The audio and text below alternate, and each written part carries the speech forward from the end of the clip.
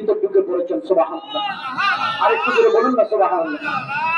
অনেকে বলবেন হুজুর এটা কি কাল্পনিক কথা, এটা কি বানোয়াটি কথা, ছোট্ট একটা পাত্রের ভিতর আইনার পানি কেমনে ঢুকে, এটা কিভাবে সম্ভব?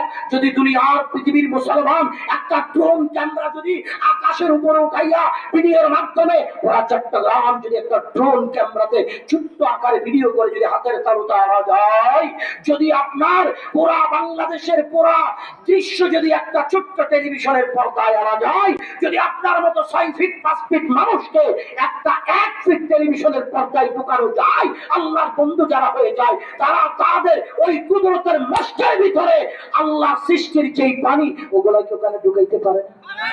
আওয়াজ বলেন পারে না?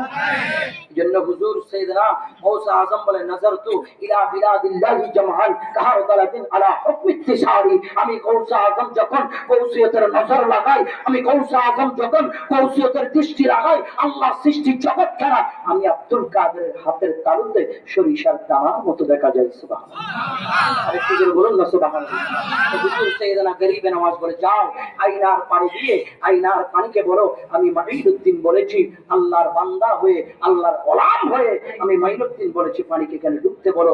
তখন পানি যখন পাত্রের ভিতর নিয়েছে পুরা আয়নার পানি সব হুজুর গরিবে নওয়াজের পাত্রের ভিতর ঢুকে পড়েছেন। সুবহানাল্লাহ। চাপাকল টিপলে পানি নাই, মোটর ছাড়লে পানি নাই, গাছের ফলে রস নাই, মায়ের স্তরে দুধ নাই, নিচে পানির লেয়ার নাই, পুষ্করিতে পানি নাই, নদীতে পানি নাই, সাগরে পানি নাই। পিতৃরাজ বলে হায় হায় কি সমস্যা, বাথরুমে গিয়ে তো পরিষ্কার করার পানিও নাই, যাবো আর কোথায়? তখন তিনি চিন্তা করলেন এই কাজ কে করেছে? তখন বলছে এই কাজ মুসলমানের সেই মহারাজা আল্লাহর বন্ধু গরিবের আওয়াজ করে দিয়েছে। সুবহানাল্লাহ।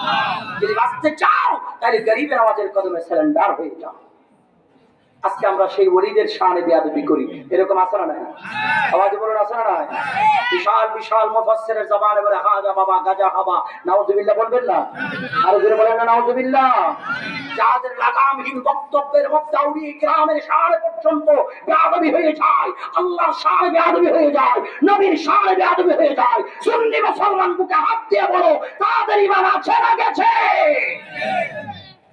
তাদের ঈমান নাই। যাদের লাগামহীন বক্তব্যে আল্লাহ রাসূলের শানে বেয়াদবির আচরণ পাওয়া যায়।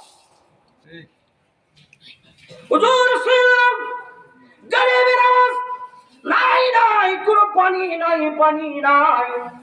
গরিবের আওয়াজের ইশারায় নদীর পানি শুকিয়ে যায়, পুকুরের পানি শুকিয়ে যায়, পানির কলে চাপা কলের নিচে লেয়ারে পানি নাই।